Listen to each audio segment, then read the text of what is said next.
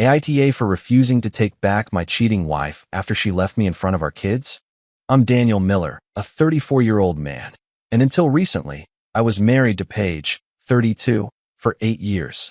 We have 2 children, Lily, who just turned 7, and little Noah, who is 5. Those kids are my entire world, which makes this story even more painful to tell. Paige and I met in college. She was beautiful, ambitious, and seemed to genuinely care about building a life together. We got married right after I passed the bar exam and started as an associate at a mid-sized firm specializing in corporate law. The first few years were great. We were a typical young couple, a small apartment, secondhand furniture, but happy. When Lily was born, Paige took her maternity leave from her job and decided to stay home. I was working insane hours trying to prove my worth at the firm, but Paige seemed content being a full-time mom. That should have been my first red flag. Paige had always been very career-focused, always talking about climbing the ladder and making good money, but suddenly she was perfectly comfortable depending on my rookie lawyer's salary. Looking back, I think she saw being a lawyer's wife as her ticket to a comfortable life and thought I'd be making a partner's salary within a few years. The reality was different. Becoming a partner isn't a guaranteed promotion based on seniority. It's extremely competitive, and there are no promises. I was pulling 70 or 80-hour weeks, taking every case I could, building client relationships, while Paige was at home growing more and more frustrated with our financial situation. The complaints started small. Sarah's husband just bought her a new car. The Johnsons are renovating their kitchen again. Lily needs new clothes, and everything at the good stores is so expensive. I tried to explain that these things take time, that I was working towards something bigger, but Paige's patience was wearing thin. When Noah was born 2 years later, things got worse. Suddenly, we had 2 kids, more expenses, and Paige was constantly comparing our life to her friends who had married doctors, investment bankers, or men who inherited family businesses. She would scroll through Facebook and Instagram, showing me pictures of their vacations, their houses, their fancy date nights. "Look at this," she'd say, shoving her phone in my face. "Qley and Mark just got back from Italy. Their 3rd trip this year. When was the last time we went anywhere nice?" I would remind her that I was working toward making partner and that these sacrifices would pay off eventually. "Eventually isn't good enough," became her favorite phrase. The real trouble started about 2 years ago when Paige joined a mom group at Lily's school. These weren't just any moms. They were the wives of the town's elite. Doctors, business owners, old money families. Paige came back from her first meeting buzzing about their lifestyles, like she had discovered a secret world she deserved to belong to. "You should see how these women live, Daniel. They don't worry about the grocery budget or whether they can afford dance lessons for their kids. They just live." She started dressing differently, buying expensive athletic wear and getting her nails done twice a month. When I questioned the spending, she'd get defensive. "I need to fit in with these women. It's networking. It's for Lily and Noah's future." But it wasn't networking, it was status anxiety, and it was consuming her. Paige started volunteering at school events, always trying to keep up appearances with the wealthy moms. She'd bid on items at auctions we couldn't afford. She threw extravagant birthday parties for the kids that put us further into debt and constantly wanted to update things in the house to match what she saw in her new friends' homes. "We need to remodel the kitchen," she announced one day. I was embarrassed to have the bake sale committee over here. "Our kitchen looks like it's from 1995. "Paige, we can't afford a remodel right now," I said. "Maybe in a couple of years." When you maybe make partner." "Daniel, it's been 6 years. How much longer am I supposed to wait for you to actually succeed?" That was a gut punch. I was killing myself at work, missing bedtime stories and weekend games, all to build the career that would one day give us the life she wanted. But apparently, I wasn't moving fast enough. Around that time, Paige started mentioning Robert Whitman a lot. Robert was in his late 30s, divorced, and owned 3 luxury car dealerships in the area. His son Connor was in Lily's class, and Robert was always at school events, charming the moms and throwing money around like it was nothing. Robert offered to fund the entire playground renovation. Paige would say excitedly, "Just like that. $20,000. No big deal. Robert is taking Connor to Disney World for the 3rd time this year. First class, staying at the Grand Floridian." Robert said the funniest thing at the fundraiser. I started to dread coming home because I knew another glowing report about Robert's latest display of wealth would be waiting for me. But Paige insisted they were just friends, that she was thinking of Lily and Noah's social connections. These are the kinds of people our children need to know, she'd say. The breaking point came last month. Lily had been selected for the school's advanced reading program, which meant she could attend a special summer camp at a private academy. It cost $2,500 for one child, and Noah could attend a junior version for $1,800. We have to do it, Paige insisted. All the advanced kids are going. Lily is going to be left behind socially and academically if we don't invest in her future. I looked at our bank account. We had maybe $800 in savings. Paige, we literally cannot afford this right now. We'd have to put it on credit cards. Other parents invest in their children's education. Other parents might have different financial situations than we do. That's when she snapped. Different financial situations? You mean they married men who actually accomplished something? Daniel, Lily is 7 years old, and she's already asking why we don't have a nice house like Connor's dad. What am I supposed to tell her? That her dad isn't successful enough to give her the same opportunities as her peers. I tried to stay calm. You tell her that her dad works very hard and loves her very much, and that there are more important things than money. Paige laughed. A literal laugh. Easy for you to say. You don't have to face all those moms every day, pretending we're not the poor family at the school. Do you know how humiliating it is to always be the one who can't contribute to the big donations? The one who has to ask for payment plans? The one who buys school clothes at Target while everyone else shops at Nordstrom? There's nothing wrong with shopping at Target. There is when you're trying to maintain a certain image. That conversation ended with Paige storming off to spend the evening texting, probably complaining to her friends about her failure of a husband. What I hadn't told Paige was that 3 weeks earlier, I had been called into the senior partner's office for a life-changing meeting. After 7 years of grinding, working weekends, and building strong client relationships, they were offering me a junior partnership. The pay increase was substantial.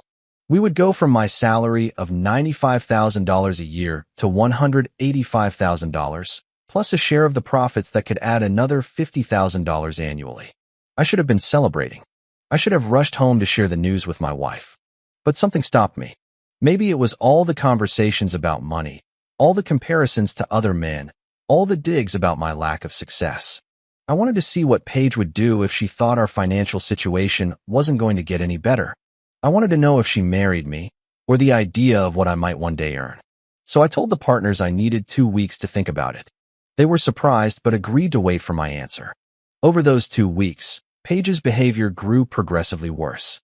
She stopped hiding her friendship with Robert. She started going to school committee meetings that curiously took place at expensive restaurants. She'd come home smelling of wine and talking about Robert's latest business success. Robert is opening a 4th dealership, she announced one night at dinner. He's thinking of expanding into luxury boats. Apparently, there's a huge market. Lily looked up from her spaghetti. Mommy, who's Robert? He's a friend of Mommy's, sweetie. Connor's dad. He's very successful. Noah, who is 5 and has no filter, piped up. Is Robert more successful than Daddy? Paige looked at me, and I saw something cold in her eyes. Robert has achieved more financial success, yes. Paige, I warned. What? It's the truth. The kids need to understand that success comes from hard work and making smart choices. And what choices have I made that were so wrong? I asked, knowing I was walking into a trap, but unable to stop myself. Well, you could have gone into corporate law at a bigger firm. You could have specialized in something more lucrative. You could have been more aggressive with networking instead of just putting your head down and hoping someone noticed your work. All of this was in front of our children, who were watching their parents discuss Daddy's failures over dinner. Lily looked confused and upset. Noah kept eating, but I could tell he was processing every word. That night, after I put the kids to bed, I made a decision. I was going to tell Paige about the partnership offer and see how she reacted. But first, I wanted to test something. I got some news from the firm today, I said casually as we were getting ready for bed. She looked up from her phone. Oh yeah? They're restructuring some of the associate positions. Some people are getting laid off. Her face went pale. You? I'm safe for now, but they made it clear that opportunities for advancement are going to be pretty limited for the foreseeable future. Budget cuts. It was a lie, but I needed to see her reaction. What I saw broke my heart. There was relief that I wasn't fired. Yes, but there was also resignation and something that looked like contempt. I see, she said simply and went back to her phone. In the days that followed, Paige started texting a lot more. She was always on her phone, smiling at messages, stepping outside to take calls. When I asked who she was talking to so much, she gave vague answers about school stuff or planning Lily's birthday party. Lily's birthday party. That became Paige's obsession for the next week. She wanted to rent out the community center, hire a professional face painter, a bounce house, and invite Lily's entire class, plus all the parents. This is going to cost over $1,000, I pointed out after seeing her planning notebook. Lily deserves a nice party. All of her friends have had elaborate parties. I'm not going to be the mom who gives her daughter some cheap celebration. What about a party at home? We could have a barbecue in the yard, games, maybe a small bounce house. Our yard isn't big enough, and our house, she trailed off. But I knew what she was thinking. Our house wasn't good enough for her new social circle. Paige, we literally cannot afford this party. Then maybe you should think about how to increase our income instead of always telling me what we can't do. The passive aggression was becoming unbearable. Every conversation somehow ended up being about my insufficient earning ability. 2 days before Lily's birthday, Paige dropped the bomb. I came home from work to find her in the kitchen, more dressed up than usual, applying lipstick while checking her appearance in her phone's camera. Where are you going? I asked. Robert is taking me to look at venues for Lily's party. He offered to help with the planning since he's organized so many events for Connor. He's taking you? Just the two of you. It's not a big deal, Daniel. He's just being nice. But it was a big deal, and we both knew it. This was crossing a line from friendship into something else entirely. I don't think that's appropriate, I said. Why? Because you're jealous that another man can come up with better party ideas for our daughter than you can. There it was, the word that had been hanging over our marriage for months. Provide. It all came down to what I could or couldn't provide. I'm concerned that you're going off alone with another man to plan our daughter's party instead of planning it with me, her father. Oh, please. You don't know the first thing about hosting. When was the last time you planned a social event? When was the last time you did anything to improve our family's social standing? I saw her putting on a pair of expensive earrings I didn't recognize. Where did those come from? Robert gave them to me as a thank you for helping with the school fundraiser. They're just costume jewelry. They weren't costume jewelry. They were clearly real diamonds, probably worth more than I made in a month. Paige, this has gone too far. You can't accept expensive gifts from another man. They're not expensive, Daniel. This is what normal people consider a small gesture of appreciation. Maybe if you moved in higher income circles, you'd understand that. She left to go venue hunting with Robert, leaving me to pick up the kids from daycare and figure out dinner on my own again. That afternoon, while Noah watched cartoons and Lily did her homework at the kitchen table, I made a decision. I called my firm and accepted the partnership offer. The paperwork would be finalized in a week, and my new salary would start immediately. But I didn't tell Paige. I wanted to see just how far she was willing to take this. I didn't have to wait long. Paige came back that night, glowing with excitement about the perfect venue Robert had found for Lily's party. A ballroom at a country club that cost $1,500. Not including food or decorations. It's beautiful, Daniel. Lily will feel like a princess, and all the parents will be so impressed. We can't afford $1,500 for a 7-year-old's birthday party. Robert offered to cover it. The words hung in the air like a grenade with the pin pulled. Absolutely not. Why not? He can afford it, and he wants to do something nice for Lily. Because accepting that kind of money from another man is inappropriate, Paige. How do you not see that? What I see is that our daughter deserves to feel special on her birthday, and you're more concerned with your ego than her happiness. We argued for an hour. Paige accused me of being controlling, jealous, and holding our family back with my limited mindset. I tried to explain that there are boundaries in a marriage and that accepting expensive gifts and favors from another man crossed them. Finally, exhausted, I said, Paige, do you even want to be married to me anymore? She was silent for a long time. Then, I want to be married to the man I thought you were going to become. 3 days later was Lily's birthday. Paige had booked the country club venue behind my back, saying Robert would handle the payment. She had ordered elaborate decorations, hired entertainers, and invited 25 kids plus their parents. I found out when Lily came running to me, excited. Daddy, Mommy says my party is going to be at the fancy place where Connor had his, with princesses and face painting and everything. I looked at Paige, who avoided my eyes. We need to talk. The party is tomorrow, Daniel. I'm not canceling it now and breaking Lily's heart just because you can't handle accepting help from a friend. A friend doesn't pay for other people's children's birthday parties, Paige. A friend does when he cares about the family and has the means to help. That's when Lily, precocious as ever, asked the question that shattered everything. Mommy, why doesn't Daddy have enough money for my party? Paige looked at Lily, then at me, and I saw her make a decision, the wrong one. Because Daddy hasn't been as successful in his career as other daddies, sweetie. Some men work harder to provide for their families. Lily's face crumpled. She looked at me with confusion and something that broke my soul, disappointment. Is that true, Daddy? You don't work hard enough.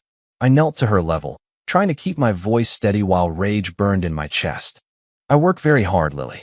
I love you and Noah more than anything in the world. And I work every day to take care of our family. But why don't we have as much money as Connor's dad? Before I could answer, Paige cut in. Because Daddy chose a job that doesn't pay very well, and he hasn't been promoted like other men his age.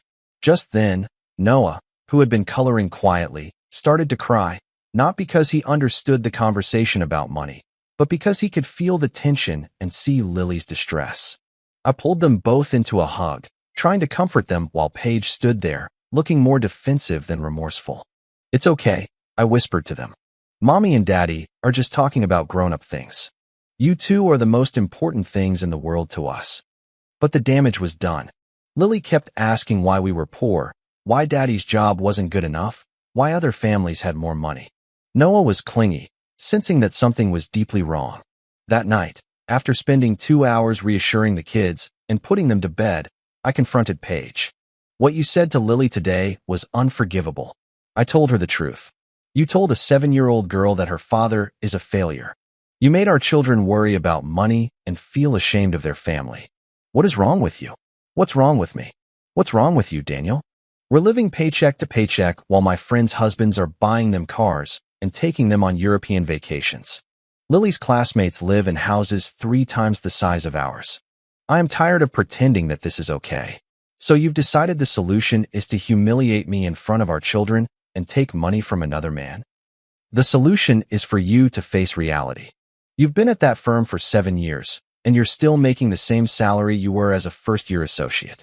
Other lawyers your age are making partner, buying property, securing their families' futures. What have you accomplished? I took a deep breath. What would you say if I told you I was offered a partnership? She laughed. Not a chuckle. A full-blown laugh. I'd say you're lying to try and win this argument. And if I wasn't lying, then I'd ask why you haven't taken it yet. But Daniel, we both know that's not happening. Your firm keeps dangling the partnership carrot, but they're never going to give it to someone like you. Someone like me? Someone who doesn't play the political games, who doesn't network with the right people, who thinks just working hard should be enough. That's not how the real world works. I went to my briefcase and pulled out the partnership agreement I'd been carrying around for a week. I laid it on the kitchen counter. Paige's face went completely white as she read the letterhead. Junior Partnership Agreement. They offered it to me 10 days ago. The salary is $185,000, plus profit sharing. I also get a $25,000 signing bonus. She stared at the paper, then at me. Why didn't you tell me? Because I wanted to see what you would do if you thought our financial situation wasn't going to get any better. I wanted to know if you loved me, or if you loved the idea of what I could give you financially. The kitchen was completely silent except for the hum of the refrigerator. You've been lying to me for 10 days. I've been testing you, Paige. And you failed spectacularly. Testing me? Who the hell do you think you are? I'm your husband. Or at least I was, until you decided Robert Whitman was a better provider. Then the tears started. Not sad tears, but angry, frustrated tears. This changes everything, Daniel. Why would you put me through this when you knew things were going to get better? Because things getting better financially doesn't fix what's broken here. You told our daughter that her father wasn't good enough. You accepted expensive gifts from another man. You've been planning to leave me for someone with more money. The partnership doesn't change any of that. I wasn't planning on leaving you. No? Then what was tonight's dinner conversation about? What are the expensive earrings and the private venue hunting trips with Robert about? She couldn't answer because we both knew the truth. She had been lining up her exit strategy for months, aligning her upgrade to a wealthier man. Daniel, listen. I know I've made some mistakes, but some mistakes? Paige, you've been emotionally cheating on me for months while making me feel like a failure in front of our own children. Those aren't mistakes. Those are choices. The next day was Lily's party. Paige was frantically texting Robert, trying to sort out the payment issue now that our marriage was on the brink of collapse. I solved the problem by calling the country club and paying for the entire thing myself with the signing bonus. Lily had her princess party. The kids had a great time, and all the parents were suitably impressed. But I spent the whole event watching Paige and Robert interact, the familiarity between them, the inside jokes, the way he would touch her arm when he spoke to her. After the party, as we were cleaning up, Robert approached me. Daniel, right? I don't think we've been formally introduced. I'm Robert Whitman. He stuck out his hand like we were at a networking event, not like he'd been pursuing my wife for months. I shook it. I know who you are. Look, I hope there's no awkwardness about me helping out with Lily's party. Paige mentioned you were dealing with some financial constraints, and I just wanted to help out another parent. The condescension was unbelievable. This man had spent months undermining my marriage, buying my wife expensive things, and now he was talking to me like I was a charity case. How generous of you, I said evenly. Though I should mention, the financial constraints have been resolved. I just made partner at my firm. His smile faltered slightly. Oh, well, congratulations. Thanks. Paige will fill you in on the details. I walked away before he could continue, but I saw him go straight to Paige, undoubtedly to ask what she meant about the partnership. That night, after the kids were asleep, Paige tried to start a conversation about moving forward and rebuilding our marriage. She had clearly processed the news of the partnership and realized her exit strategy had become quite complicated. Daniel, I know things have been difficult between us, but now that the money stress is resolved, we can work on us. The money stress was never the real problem, Paige. What do you mean? I mean, you were perfectly willing to destroy our children's sense of security and their relationship with their father because you thought we didn't have enough money. That has nothing to do with financial stress. That has to do with who you are as a person. That's not fair. I was just frustrated. You told Lily her dad doesn't work hard enough. You made Noah cry because he felt the tension and disappointment. You accepted gifts from another man and went on what were essentially dates while married to me. The partnership doesn't erase any of that. She tried a different approach. I can see why you're hurt. But Daniel, marriage is about forgiveness. I made some errors in judgment, but I love you and I love our family. We can get through this. Errors in judgment, Paige? You spent months building a relationship with another man while tearing down your husband in front of your own children. That's not an error in judgment. That's emotional abuse. The word abuse hit her like a slap. I never abused anyone. You systematically undermined my relationship with my children by making them think their father was a failure. You made them worry about money and feel ashamed of their family. If that's not emotional abuse, then what is? The conversation went in circles for hours. Paige alternated between downplaying her behavior, blaming me for testing her, and making promises that things would be different now. But I had seen enough. The partnership offer had revealed something essential about my wife's character, and I couldn't unsee it. 2 days later, I filed for divorce. Paige was in shock. She had clearly expected the partnership news to fix everything, that we'd move to a bigger house, and she'd finally get to live the lifestyle she wanted as a successful lawyer's wife. You're destroying our family over this, Daniel. Think of Lily and Noah. I am thinking of Lily and Noah. They deserve better than to grow up in a home where one parent thinks the other is a failure. I don't think you're a failure. You told our 7-year-old daughter that I don't work hard enough to provide for our family. You told her some men work harder than others, implying I'm lazy. You made both our kids worry about money and feel ashamed. That's not how someone who respects their partner talks. The divorce proceedings were brutal. Paige hired a lawyer and immediately asked for 50-50 custody, alimony, and half of everything, including my future earnings as a partner. But she made a critical mistake during the custody evaluation. The court-appointed child psychologist interviewed Lily and Noah separately to assess the family situation. Lily, being 7 and brutally honest, told them exactly what had happened. According to the report, Lily said, "Mommy told me Daddy doesn't work hard enough, and that's why we don't have enough money. It made me sad because I thought Daddy didn't love us enough to work harder. But then Daddy said he works very hard for us and loves us a lot." Noah, despite being only 5, had absorbed more than we realized. He said, "Mommy says Daddy's job isn't good. Mommy's friend Robert has a better job. Mommy likes Robert's job more than Daddy's job." The psychologist also interviewed the children about their daily routines and discovered that Paige, so focused on her social climbing and relationship with Robert, had been neglecting basic parental duties. Lily was making her own breakfast most mornings because Paige was sleeping in or at the gym. Noah was watching hours of television every afternoon while Paige was on the phone or texting. During the custody hearing, Paige's lawyer tried to paint me as a workaholic who neglected his family for professional ambition. But when the judge read the children's statements about what Paige had told them about money and their father's worth, the narrative completely shifted. "Ma'am," the judge said sternly, "can you explain why you felt it was appropriate to discuss your husband's alleged financial shortcomings with your young children?" Paige tried to deflect. "Your Honor, I was just trying to help them understand why we couldn't afford certain things their friends had. By telling them their father doesn't work hard enough," the judge pressed. "I was frustrated, Your Honor. The financial stress was affecting the whole family. And you felt the solution was to undermine the children's relationship with their father?" The judge clearly wasn't buying Paige's excuses, but the real turning point came when Robert Whitman was mentioned.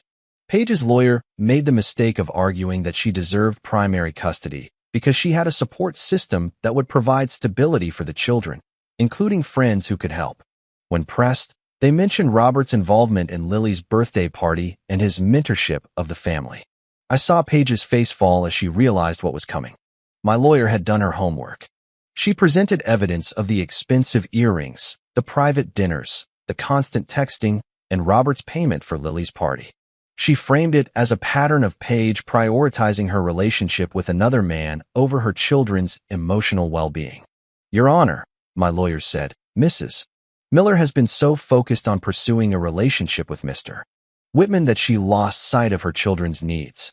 She made them feel ashamed of their father and their family situation, causing them genuine psychological distress, all while accepting expensive gifts and favors from another man."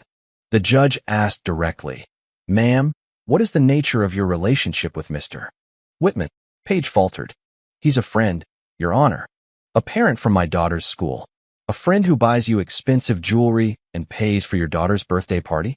He was just being kind. And during this very kind friendship, did you discuss with Mr. Whitman your dissatisfaction with your husband's ability to provide for the family?" Paige's lawyer objected, but the judge overruled it. Paige had to answer. "We may have discussed family stresses. Family stresses caused by your husband's alleged inability to adequately provide. Yes. And you also discussed these concerns with your children, correct?" Paige realized she was trapped. "I may have expressed frustration, but I never intended to harm my children."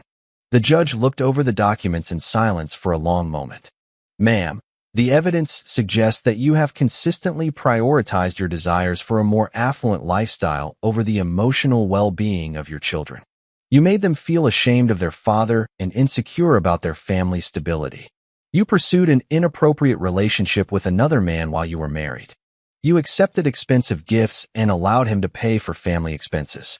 And most disturbingly, you involved your children in adult conflicts in a way that caused them real distress." Paige started to cry, but the judge wasn't finished. "Mr. Miller, on the other hand, has been working to provide for his family while maintaining appropriate boundaries and prioritizing his children's emotional needs.